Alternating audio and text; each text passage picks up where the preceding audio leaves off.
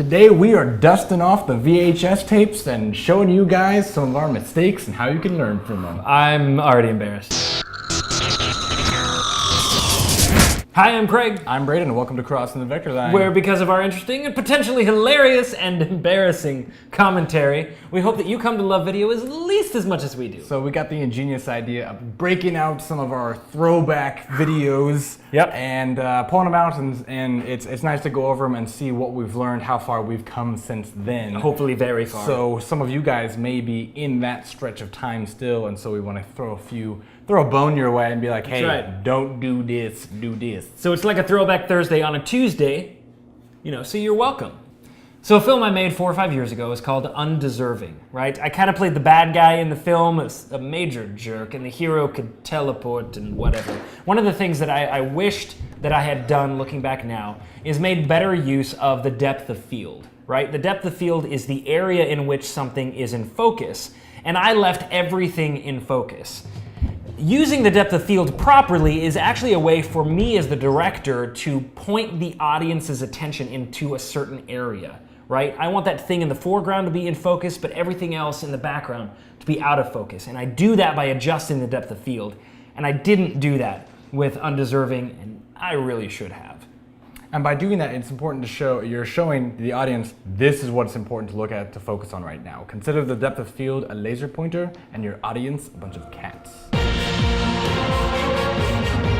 Another mistake I did was a lack of storyboarding, mainly because I hated storyboarding, but about 4 years ago I did a film in college called Curtain Call, and I went into one location and I didn't have this part storyboarded out. I just said, my actors are really talented, I'll just kind of go with the flow and say, do something funny. We did something funny, but all the camera work, the framing, the lighting was inconsistent with the rest of the film because I didn't have it planned out ahead of time. So in post, it was hard to color correct that more to make it match everything else. So to really make a consistent message for it, storyboard it out. And there are a lot of people who are like, oh, I don't know how to draw, I can't do storyboards. Really, all it takes is a stick figure. I'll use circles and a pointy nose just to determine what direction they're looking. All you need to do is communicate screen direction and the placement of actors and props in the frame.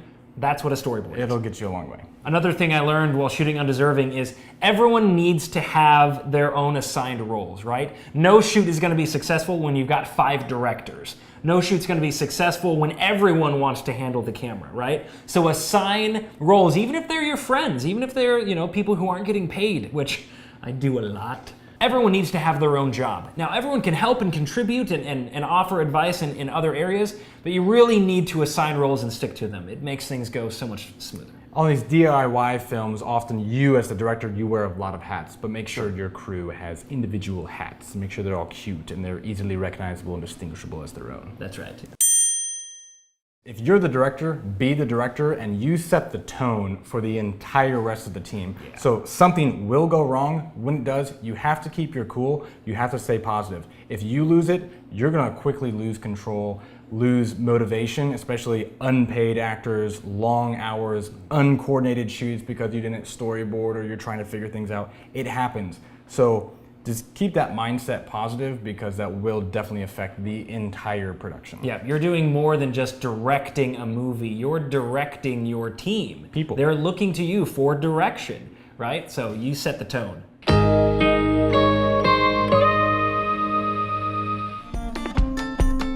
This episode of Crossing the Vector Line is brought to you by Whipster, our favorite tool for video review and approval. Sign up today for your free trial at whipster.io.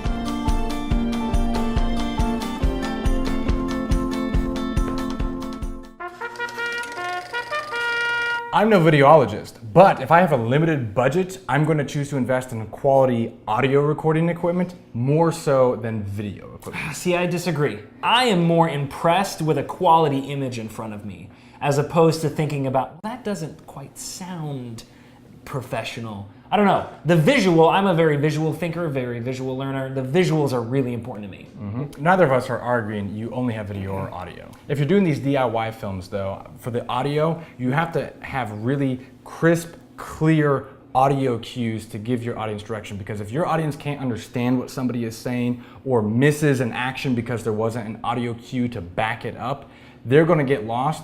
and they can walk out, especially of like the shorter, low budget movies. Make sure your audio is super clean. Try to do your best to focus on both. But I'm no videologist. I'm no videologist. So that's this week's Crossing the Vector Line. Do share your homemade DIY short films with us. We'd love to see it. We'd love to see what you messed up. Don't be embarrassed. Let us know what you think. Video, audio. That's right. That debate there. It's Tell us your everlasting. thoughts. Put them in the comments down below. Like it, share it, and subscribe to the channel. And we will see you all next week. Bye. When your actor starts throwing bottles out their trailer because they didn't get the right diet soda. Fire them and hire a new actor. Yes. Professional. Yeah. But fire. So that face that's on your head right now needs to get out of my face. Done. Out. It's 5 o'clock.